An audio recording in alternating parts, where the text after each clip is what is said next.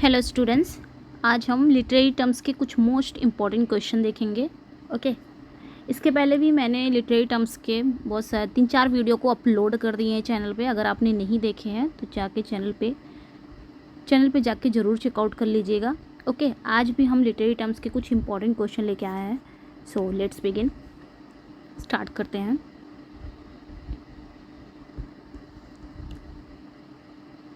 इसके पहले हमने लिटरेरी टर्म्स में 120 क्वेश्चन देख लिए थे। आज हम 121 से देखेंगे। Understanding and entering into another's feeling, मतलब किसी दूसरे पर्सन की फीलिंग को समझना, एंटर हो जाना, उसकी फीलिंग्स में घुस जाना, वो क्या कहलाता है? एम्पैथी कहलाता है, सिंपैथी कहलाता है, या होम्योपैथी कहलाता है, या फिर कैथारसिस कहलाता है? क्या कहलाता है? जब हम किसी के फीलिंग्स को समझते भी हैं, एक तो समझते हैं, दूसरा एकदम उसके फीलिंग्स में हम एंटर कर जाते हैं। मीन्स ये होता है कि उसको मतलब उसकी जगह पे हम अपने आप को रख लेते हैं। अगर जैसे बाय द वे अगर कोई पर्सन बहुत ज़्यादा उदास है और वो हम क्या करते हैं, उसकी फीलिंग समझते नहीं हैं, बल्कि क्या कर लेते हैं, उसको मतलब अपने आप को उसकी जगह पे रख लेते हैं। तब समझते कि कितना इसको तकलीफ़ हो रही होगी इस चीज़ के लिए। तो उसे क्या बोलते हैं? उसे बोलते हैं एम्पैथी। क्या बोलते हैं? Empathy.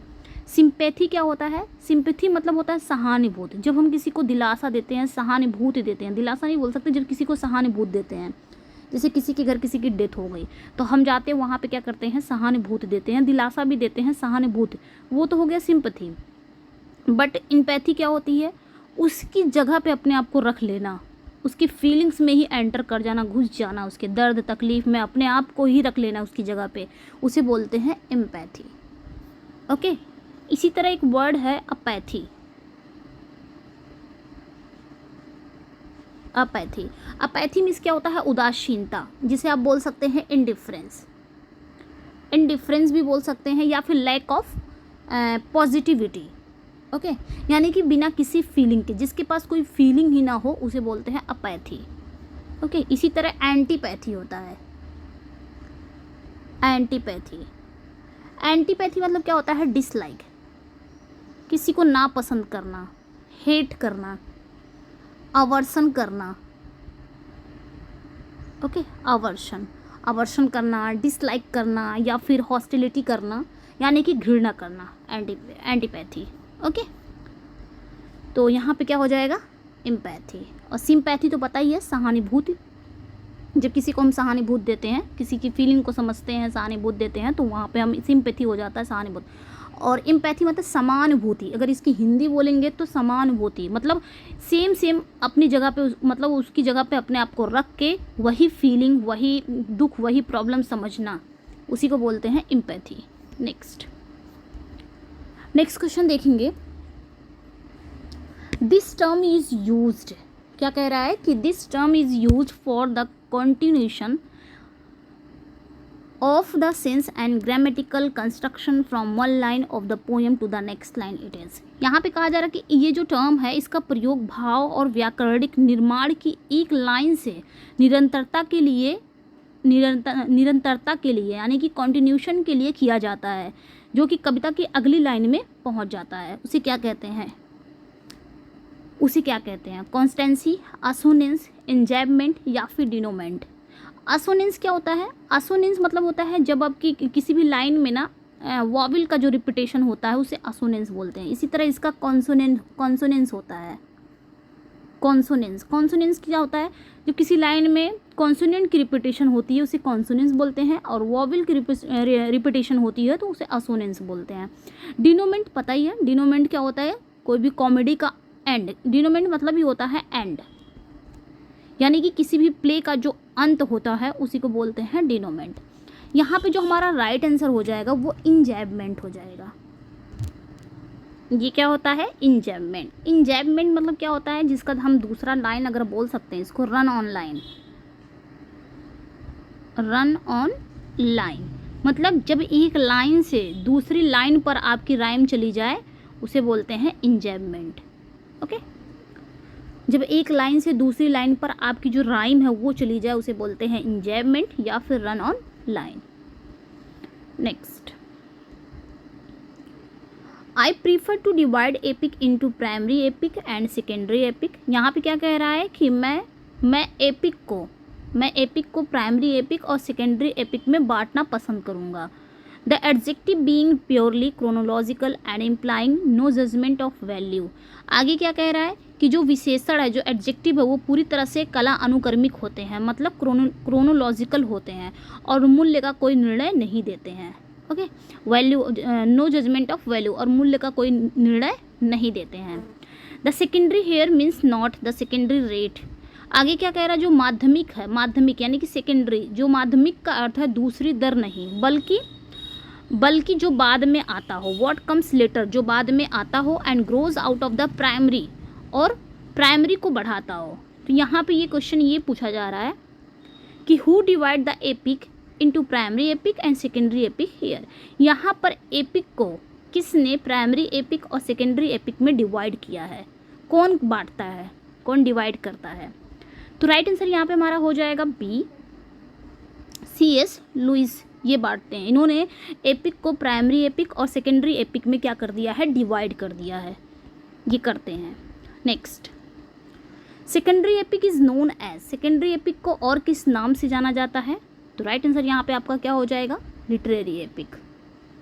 Okay, next, okay next, a quotation at the beginning of the some piece of writing is known as, मतलब किसी लेखन के आरंभ में एक कोटेशन के रूप में जाना जाता हो, कोई भी राइटिंग हो, किसी लेखन के शुरुआत में लिखी अगर जाती है कोई कोटेशन, उसे क्या कहते हैं। आपकी पुस्तक है, बुक है, उसके आपने बुक खोला तो वहाँ पे एक कोटेशन लिखा रहता है जस्ट फ्रंट पेज पे, उसे क्या बोलते हैं, ये पूछा है, तो उसे क्या बोलते हैं, एपिग्राफ बोलते हैं। ओके, नेक्स्ट, काफ़ी बड़ा है। This is true liberty, this is true liberty, ये सच्ची लिबर्टी है, सच्ची स्वतंत्रता है। When free born man having to advise to public may speak free, जब स्वतंत्र जन्मे लोग जनता को सलाह देने के बाद स्वतंत्र रूप से बोल सकते हैं। Which he who can and will, जो वह कर सकता है और चाहेगा, मतलब जो वो चाहेगा वो कर सकता है। डिज़र्व हाई प्रेजेस, वह उच्च प्रशंसा का भी पात्र है, वो तारीफ का भी पात्र है। Who neither can nor will, आगे क्या कहा जा रहा है, जो ना तो कर सकता है ना ही चाहेगा, मतलब ना वो चाहेगा ना वो कर सकता है। मे होल्ड हिज पीस, चाहे वो वह अपनी शांति को बनाए रख सकता है। What can be juster in a state than this, आगे क्या कहा जा रहा है कि एक स्टेट में, एक राज्य में इससे अधिक न्यायपूर्ण क्या हो सकता है। और फिर ओके, आगे क्या कहा जा रहा है, दिस इज़ द कोटेशन, ये एक कोटेशन है on the title page of Areopagitica, ये जो ऊपर दिया गया है ये एक कोटेशन है किस पे, एरोपैजिटिका के टाइटल पेज पर है। A speech of Mister John Milton for the liberty of unlicensed printing to the parliament of England. आगे क्या कहा जा रहा है कि ये क्या है कि इंग्लैंड की संसद के लिए बिना लाइसेंस की छपाई के स्वतंत्रता के लिए जॉन मिल्टन का एक भाषण है ये, ठीक है, ये एक स्पीच है जो ऊपर यहाँ पे है, ये पूरा स्पीच है यहाँ तक। और ये जो कोटेशन है ये एरोपैजिटिका के टाइटल पेज पे लिखा गया है, और ये स्पीच किसकी है, जॉन मिल्टन साहब की है। ओके, किस पे है, किसके लिए है, तो लिबर्टी ऑफ अनलाइसेंस प्रिंटिंग के लिए है, to the parliament of England को दिया गया है, ठीक है। This quotation is from Euripides ancient Greek play, ये जो कोटेशन है ना ये यूरिपिडीज़ के प्राचीन यूनानी नाटक जो है, जैसे आपका द सप्लिएंट्स ऑल्सो कॉल्ड द सप्लिएंट मैडन्स, या फिर और द सप्लिएंट वीमेन। तो ये आगे कहा जा रहा है कि ये जो कोटेशन है ये यूरिपिडीज़ के प्राचीन यूनानी प्ले जो है, नाटक जो रहते हैं, जैसे द सप्लिएंट्स से, जिसे द सप्लिएंट मैंडस या फिर सप्लिएंट वुमेन भी कहा जाता है। ओके, आगे क्या कहा जा रहा है, by which literary term is the quotation known, यहाँ पे कहा जा रहा है कि कोटेशन को किस साहित्यिक शब्द से जाना जाता है। ये जो कोटेशन है ये किस लिटरेरी टर्म से जाना जाता है। तो ऑब्वियसली अगर आपके किसी भी पुस्तक के, अभी हमने पढ़ा ना, किसी भी बुक के टाइटल पेज पर अगर एक कोटेशन लिखा रहता है उसे क्या बोलते हैं, उसे बोलते हैं एपिग्राफ। इतना लंबा चौड़ा पूछा है सिर्फ एपिग्राफ के बारे में, और इसमें बहुत सारी नॉलेज भी दिया गया है। ओके, ये कोटेशन आप याद भी रख सकते हैं। ओके, तो यहाँ पे एपिग्राफ के बारे में बात हो रही है कि जो कोटेशन, जब आप बुक खोलेंगे, कोई भी बुक रहती है उसके बिगिनिंग में ही अगर आप कोटेशन रहता है तो उसे बोलते हैं एपिग्राफ। नेक्स्ट क्वेश्चन पे चलते हैं। यहाँ पे क्या कहा जा रहा है, इट इज़ अ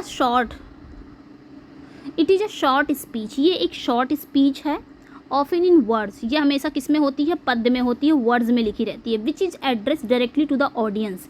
ये डायरेक्ट ऑडियंस को एड्रेस की जाती है by an actor at the end of a play, एक एक्टर के द्वारा, कब, प्ले के अंत में।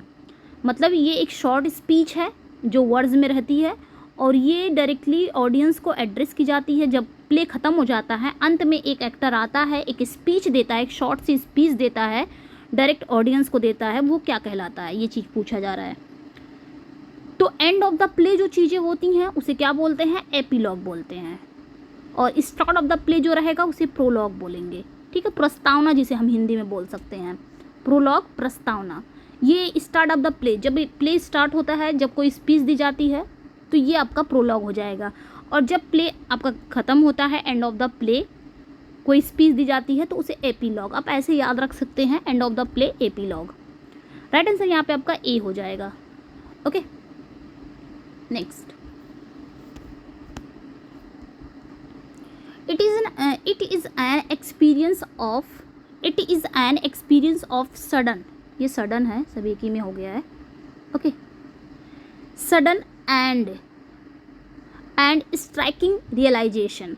क्या कहा जा रहा है कि ये एक अचानक और आश्चर्यजनक एहसास का अनुभव है। ओके, इन क्रिश्चियनिटी, आगे क्या कहा जा रहा है, in Christianity it refers to a realisation that Christ is the son of God. मतलब यहाँ ये आगे क्या कहा जा रहा है कि ईसाई धर्म में ये एहसास को रेफर करता हो, संदर्भित करता है कि जो ईसा मसीह हैं वो ईश्वर के पुत्र हैं, जो क्राइस्ट हैं वो सन ऑफ गॉड हैं। It reveals the manifestation of God's presence.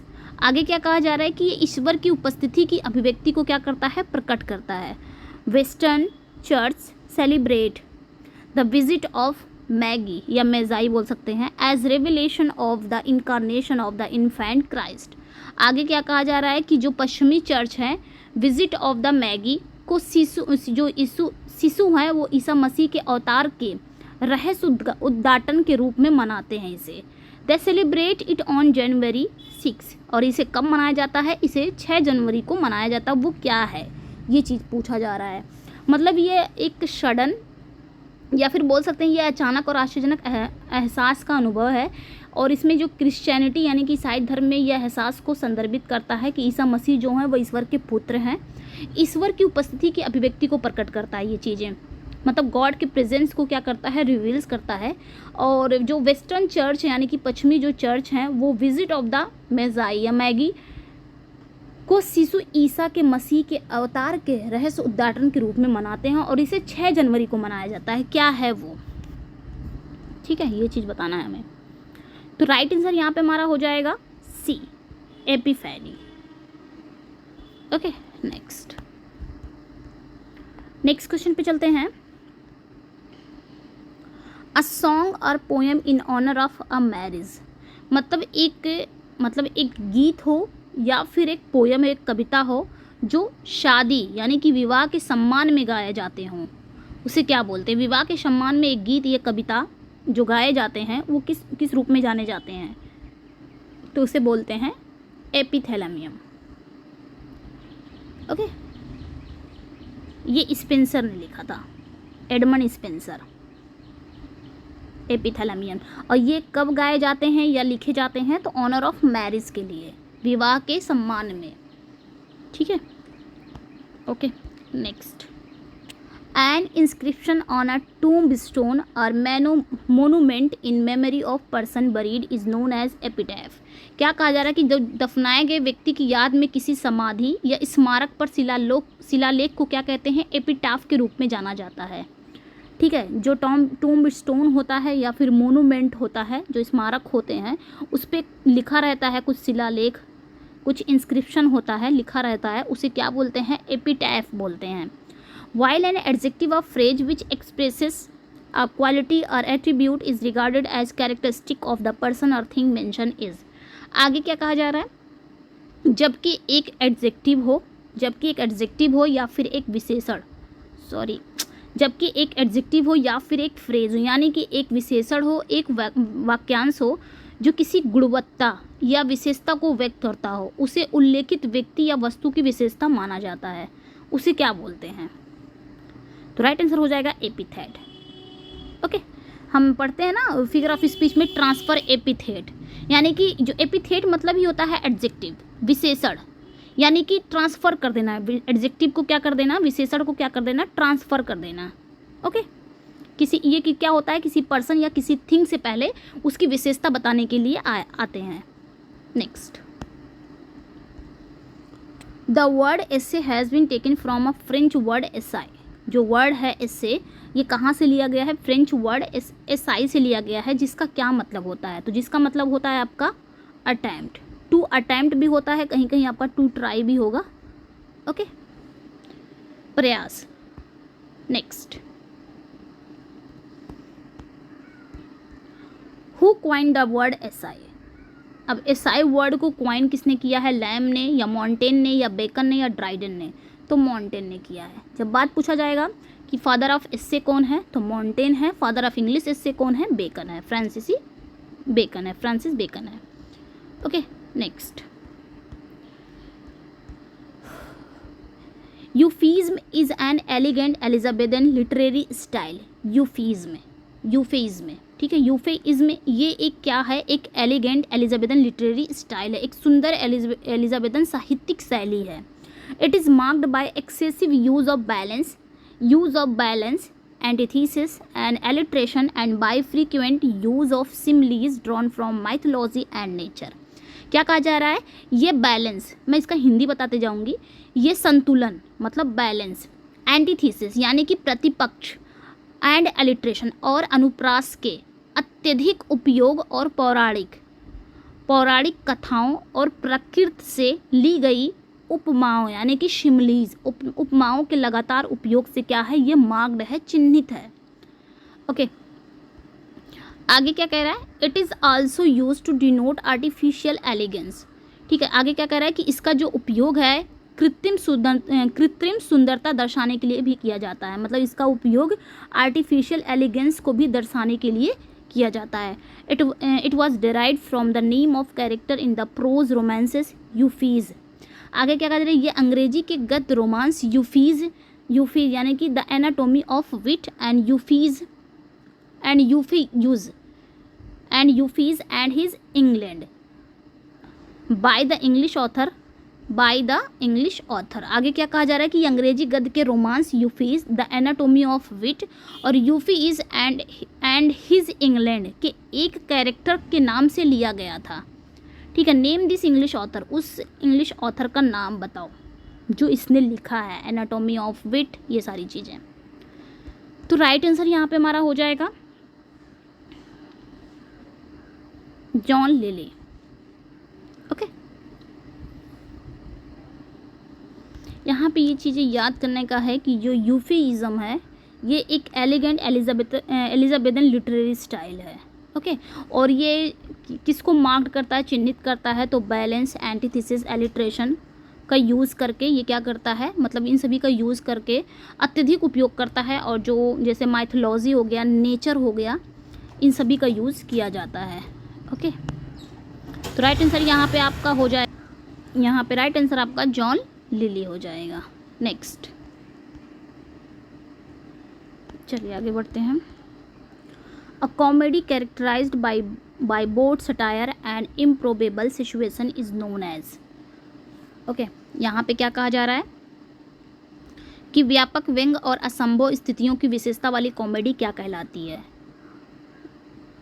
एक कॉमेडी कैरेक्टराइज करता है बोथ सटायर हो एंड इम्प्रोबेबल सिचुएशन हो, मतलब जो व्यापक व्यंग हो, ब्रॉड सटायर हो, और असंभव यानी कि इम्प्रोबेबल सिचुएशन की विशेषता वाली कॉमेडी क्या कहलाती है? तो राइट आंसर यहाँ पे हो जाएगा हमारा फार्स कहलाता है।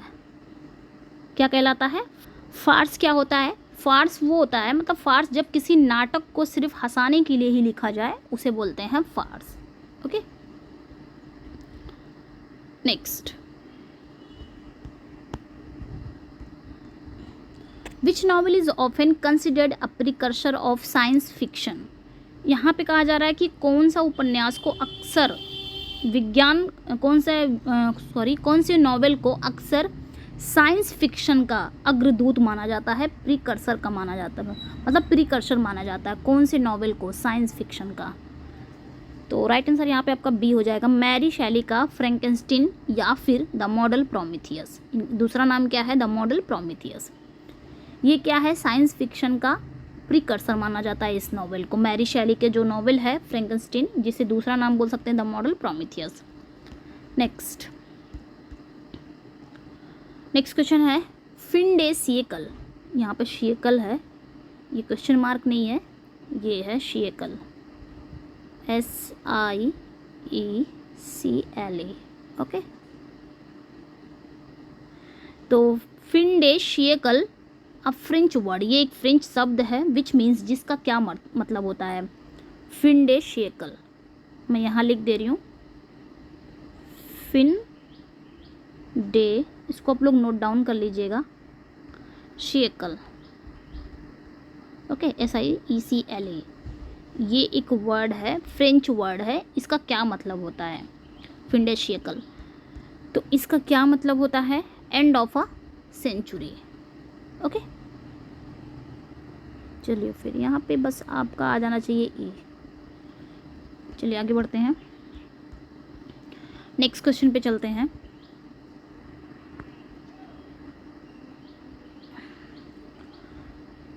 William Cullen Bryant, HW Longfellow, Oliver Wendell Holmes, James Russell Lowell and John Whittier को किस नाम से जाना जाता है।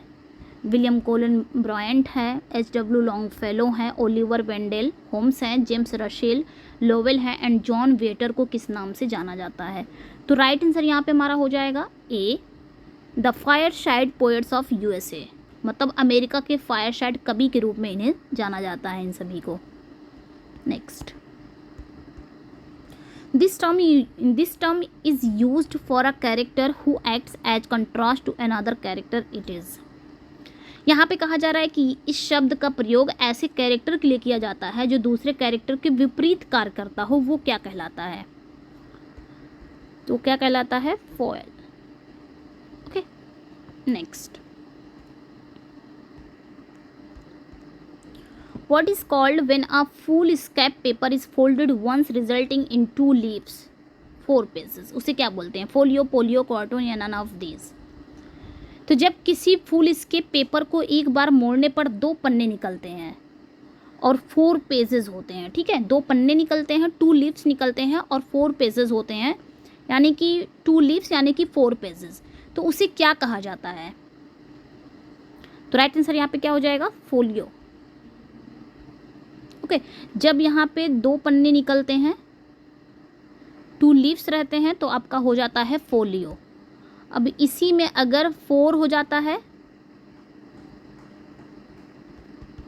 तो ये हो जाता है क्वार्टो। ओके, तो यहाँ पे जो राइट आंसर हो जाएगा वो फोलियो हो जाएगा। It is a short narrative in prose of unknown authorship. Okay, मतलब ये एक क्या है, ये एक अज्ञात, यानी कि ये है अज्ञात गद्य में एक लघु कथा है, मतलब एक शॉर्ट नैरेटिव है जो प्रोज में होता है, अननोन ऑथरशिप का होता है। It has been transmitted orally, और ये क्या होता है, ट्रांसमिटेड ओरली, मतलब ये मौखिक रूप से प्रसारित किया जाता है, ट्रांसमिटेड किया जाता है। It belongs to oral tradition, और ये बिलोंग भी किससे रखता है, मौखिक परंपरा से, ओरल ट्रेडिशन से ये बिलोंग करता है। इट इज़ नोन एज, इसे क्या कहते हैं। तो ये राइट आंसर हमारा हो जाएगा सी, फोक टेल कहते हैं। फोक टेल मतलब ही होता है लोक कथा।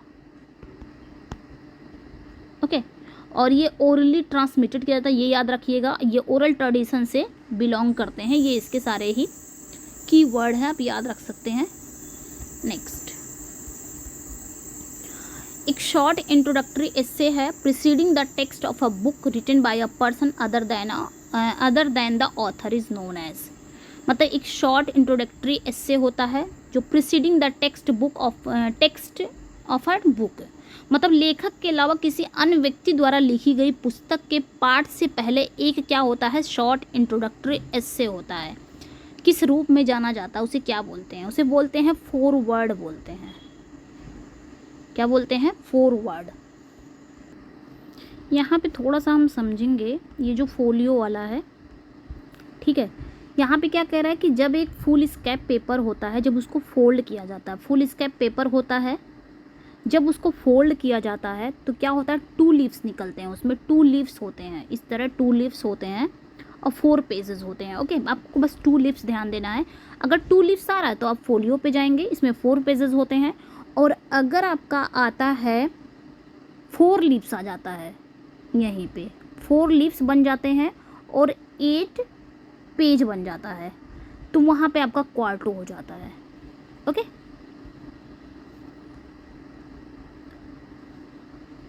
ओके, तो यही था। मतलब क्वार्टो क्या होता है, क्वार्टो वही होता है जो 4 तह किए हुए कागज़ पर छपी हुई जो पुस्तक होती है, 4 तह किए हुए कागज़ पर छपी हुई जो पुस्तक होती है उसे क्वार्टो बोलते हैं। तो आप क्वार्टो कैसे याद रख सकते हैं, यहाँ पे अगर आपका 4 लीव्स हो गया, 4 लीव्स बनता है, 8 पेज बनता है तो क्वार्टो हो गया, 2 लीव्स है तो 4 पेजेस बनता है, फोलियो हो जाएगा। ओके, यहाँ पे हमारा आंसर क्या था, फॉकटेल था।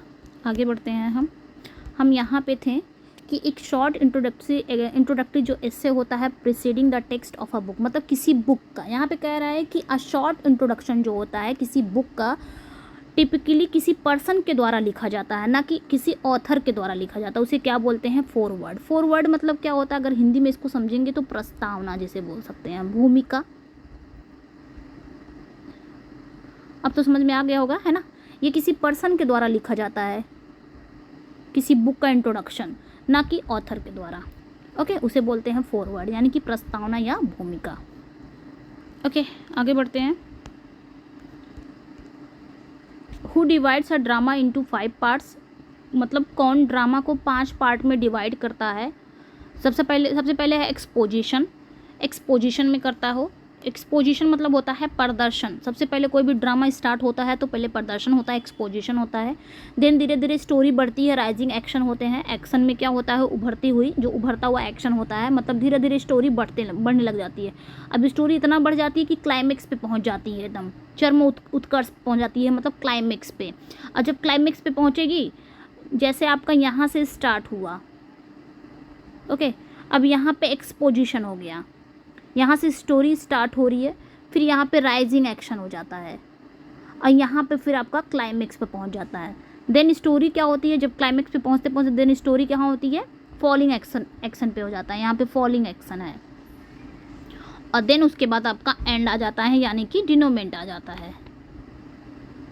क्या आ जाता है, डिनोमेंट आ जाता है। तो यहाँ पे क्या आ जाता है, डिनोमेंट आ जाता है। तो ये मतलब ये ड्रामा को 5 पार्ट में बांटा किसने है, ये क्वेश्चन यहाँ पे पूछा जा रहा है कि कौन बांटता है ड्रामा को 5 पार्ट्स में। ये याद कर लीजिएगा, एक्सपोजिशन होता है, देन राइजिंग एक्शन होता है, देन क्लाइमेक्स होता है और क्लाइमेक्स के बाद फिर आपकी स्टोरी मतलब फॉलिंग एक्शन हो जाता है, स्टोरी ख़त्म होने वाली रहती है एंड फिर लास्ट में एंड हो जाता है, एंड डिनोमेंट होता है। तो ये किसने किया है, तो राइट आंसर यहाँ पर हमारा हो जाएगा आपका डी हो जाएगा। ओके, फ्री टैग ने। किसने कौन बांटता है ड्रामा को 5 पार्ट में, तो फ्री टैग ने। Okay, his pyramid symbolise the theory of dramatic structure, मतलब उनका जो पिरामिड है वो नाटकीय संरचना के सिद्धांत का प्रतीक है। तो यहाँ पे राइट आंसर आपका हो जाएगा फ्री टैग। नेक्स्ट पे चलते हैं। Definable types of forms of art and literature, this describes best, मतलब कला और साहित्य के निश्चित प्रकार या रूप। कला और साहित्य का निश्चित प्रकार या रूप, ये सबसे अच्छा वर्णन है, ये सबसे अच्छा वर्णन है, मतलब ये सर्वोत्तम शैली का वर्णन है। क्या कहलाता है, सर्वोत्तम शैली का वर्णन है जो आपके कला और साहित्य का जो निश्चित प्रकार है या रूप है, क्या कहलाता है, तो जॉनर कहलाता है, सिंपली है। नेक्स्ट पे चलते हैं, नेक्स्ट क्वेश्चन पे चलते हैं। It is a genre of fiction, मतलब ये कथा साहित्य की एक शैली है which is characterised by mystery and supernatural horror, जो रहस्य और अति प्राकृतिक भय से युक्त है, ठीक है। It is often set in a dark castle, और ये इसे अक्सर एक अंधेरे महल या फिर अन्य मध्ययुगीन सेटिंग में स्थापित किया जाता है। इट इज़, ये क्या है, तो हम पढ़े थे ना गॉथिक नॉवेल हम या गॉथिक फिक्शन कैसे पहचानेंगे, तो सिंपली आप याद रखिएगा ये गॉथिक फिक्शन है। तो गॉथिक फिक्शन आप कैसे करेंगे, ये हॉरर से रिलेटेड है, मिस्ट्री एंड हॉरर, इसका कीवर्ड यही है, मिस्ट्री एंड हॉरर जरूर दिखेगा। और इसकी जो सेटिंग होती है ना वो डार्क कासल में होता है। जैसे हम फियर फाइल्स देखते हैं, अगर हॉरर सीरियल जैसे हम देखते हैं तो अक्सर करके वो लोग सेटिंग ऐसी जगह रखते हैं जहाँ पे एकदम अंधेरा ही अंधेरा हो, वहाँ पे जहाँ पे डरावनी जगह पे ज़्यादातर वो लोग अपनी सेटिंग रखते हैं, हॉरर जो मूवी बनाते हैं या हॉरर सीरियल जो चलते हैं।